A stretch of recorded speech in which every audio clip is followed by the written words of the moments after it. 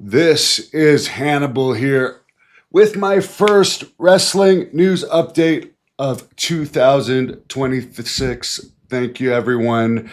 We're going to hit 1 million subscribers by the end of 2026. So if you're not subscribed to The Hannibal TV on YouTube, please subscribe. By the way, I had almost 18 million views on Facebook last month on our The Hannibal TV Facebook page. So thank you for that. Let's jump into the news. I just read through Dave Meltzer's Wrestling Observer newsletter. But before that, a couple of people sent me the fake news this week that the Berserker John Nord passed away. I can tell you guys, the Berserker is alive. He's in Minnesota. I hope to do another interview with him this year. But I talked to one of his close friends and said that rumor is completely false. The one rumor going around this week, though, that could very well be true is Chris Jericho, who, despite making $6 million a year in AEW, Tony Khan sat him out since April. He was warming the bench since April, and as of yesterday, he is a free agent. So a lot of people are expecting him to debut on Raw this coming Monday. Raw, probably 3 or 4 times in the past month, has not made the top 10 viewership of the week for Netflix. So they're looking to boost interest in Raw and obviously to have Chris Jericho return to WWE. I mean, obviously that's not a long-term thing. But in the short term, people are going to tune in to be like, oh, Chris Jericho's back. Let's have a look at this.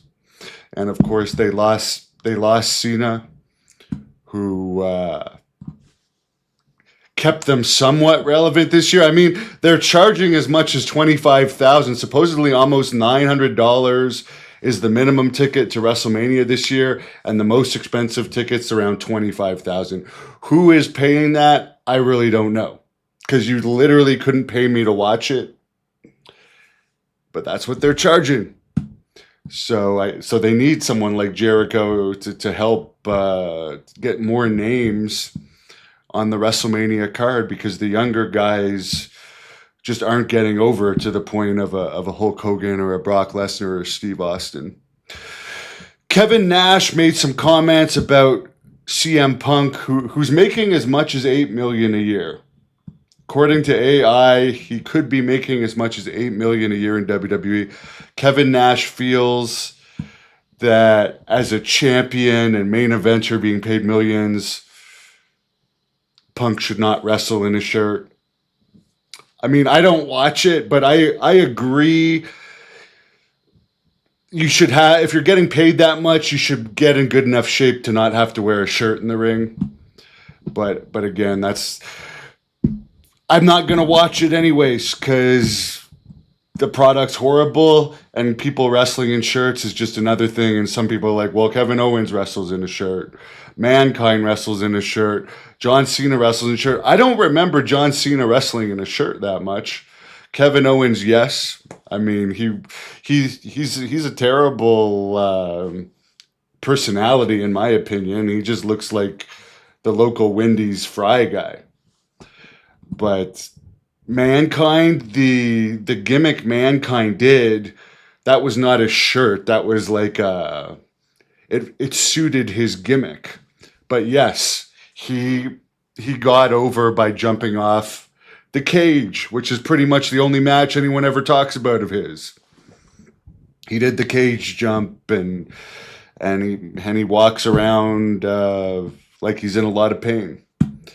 And yeah, again, to each their own, but to have your champion wrestling a shirt. I mean, I don't remember Hulk Hogan in the WWE glory days wrestling in a shirt, but I'm just not going to watch.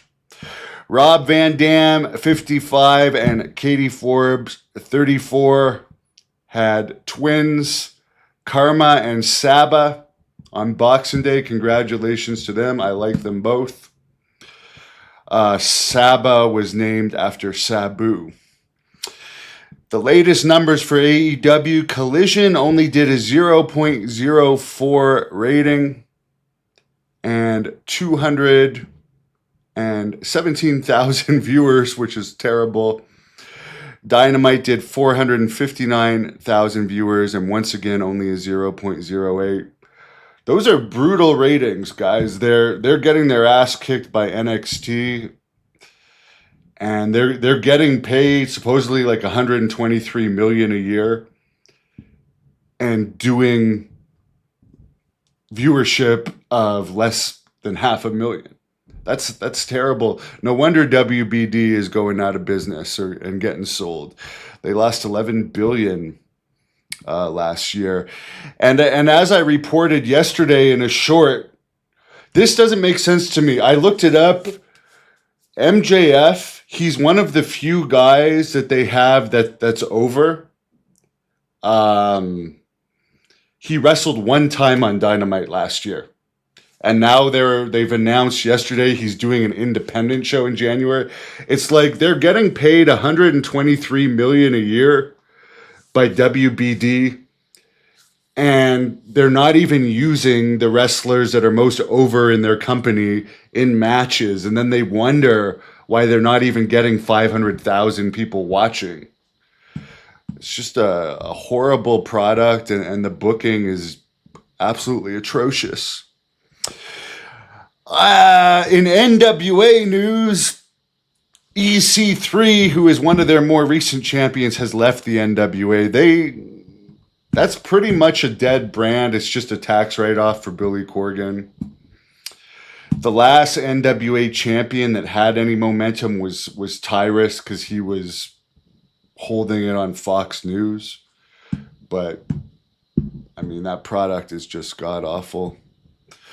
In UFC news, Tom Aspinall ended up needing surgery on both eyes, stemming from his last fight against Cyril Gane. So that's getting pretty serious.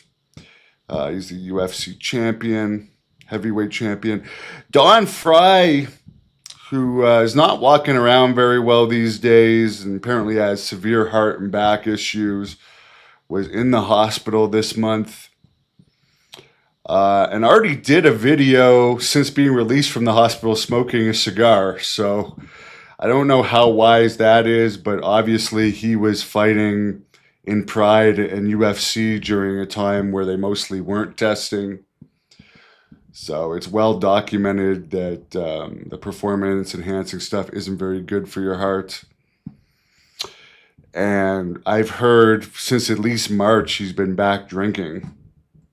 So that's not going to do your heart any favors either. Apparently Gary Goodridge, of all people, seems to be living with him these days. Anthony Joshua, who just defeated Jake Paul, was in a car accident in Nigeria this week. The car accident had 2 fatalities, but not this week, on the 28th. The 28th. So, okay, yeah, it was this week, December 28th. So 2 fatalities, but he survived.